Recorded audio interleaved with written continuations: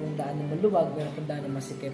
Yung sa maluwag po is puno po ito ng mga makabulong bagay or mga makalundong bagay na hindi sang-ayon sa ating Panginoong Yesus. Pero yung masikip na daan, ito po yung mga pagsubok, mga pagsubok para sa ating Diyos. Pero yung dulo po nun, kaligtasan at buhay na walang hanggan po. Kaya nga yun po.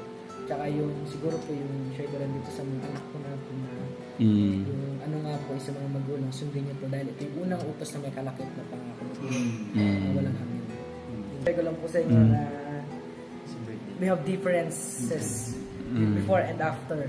Na kung yung dating taong mahiyain, dating taong walang alam, dating walang tao na wala talaga, as in nahihiya, ano. Pero ibahin niyo po yung tao ngayon na iba yung dating ngayon na dahil kay Lord nagbago ako. Kaya nga po, di ba, may kanya-kanya tayong mga ano.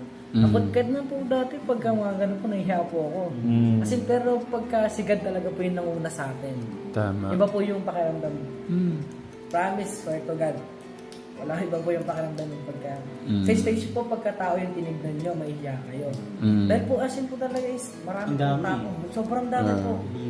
Kumbaga, kung titignan nyo po, kung ay tao para sa tao to. Siyempre kakabahan po yung pagka magkamali ka, mapahiya ka. Pero pagka di nyo po inisip yung tao nandun, inisip nyo po yung kay God talaga. Iba po yung pakiramdam.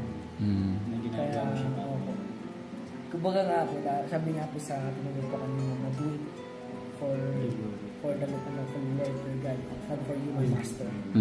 Kaya yun po, siguro mga kapatid, ang i-share ko lang din po sa Wednesday yung mga naging nangyari mo sa buhay ko simula 2020 hanggang 2024. Tapos yung ano po, yung siguro yung mga Bible verse na mga tumatak talaga sa puso't isip ko po. Kaya abangan niyo po yung mga teka. Siguro mga short na 30 minutes. And isip ko nga po kung before po ang birthday or after naman po. Or mga kalagitnaan naman po. Kasi gusto ko po i-share sa kanila yung 2020, 2021, 2022, 2023, hanggang 2024 po. Grabe, no? Pero yun po, ang pinaka talaga 2024 po yung pinaka-the best para sa akin. 2024, yan yung... Kahit ano ako...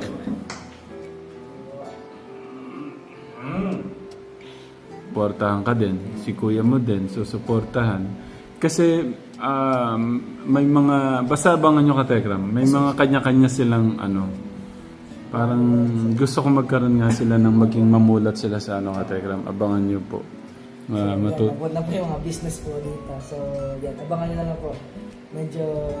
Siguro dumating na pala kanina, kuya. Pero medyo matatagal naman po ng pag-release. Pero pag na-release siya, sigurado pa 100% po, 100 pound of what gusto mo po yan. Hindi pwede hindi mo gusto po yan. Matagal siyang namili nung mga ano niya. Laki niyang patawala ako naman. So, yun. Tapos yung second, siyempre, thank you din ba ng Jocelyn dahil... Jocelyn na. Jocelyn po. Thank you po ng Jocelyn dahil yung sa ano po, yung kung paano niya kami tinuruan mag-mix ng mga kulay ng sapatos, customize. Tinuruan po kami ng Jocelyn. So, yun, siyempre, big thank pa rin po ng Jocelyn. Napakabait po. Sobrang bait. Pagkala sa personal po kayo talaga. Eh, palibre tulog ako. Tsaka ano siya? Parang family po talaga yung ano sa inyo. Open na open po para sa inyo. Maasikaso siya na kayo, no? Iba din pag nga po, parang... At hindi nagkakain ba? Kaya sabi ko, gusto kong ano... at saka yung gusto niyang, hindi lang siya. Gusto niya lahat. Yun yung sabi ni Lord kapag ka tumutulong ka sa mahirap, nagkakautang si Lord sa'yo. At si Lord din nagkakautang sa'yo kapag tumutulong ka sa mahirap. Tama.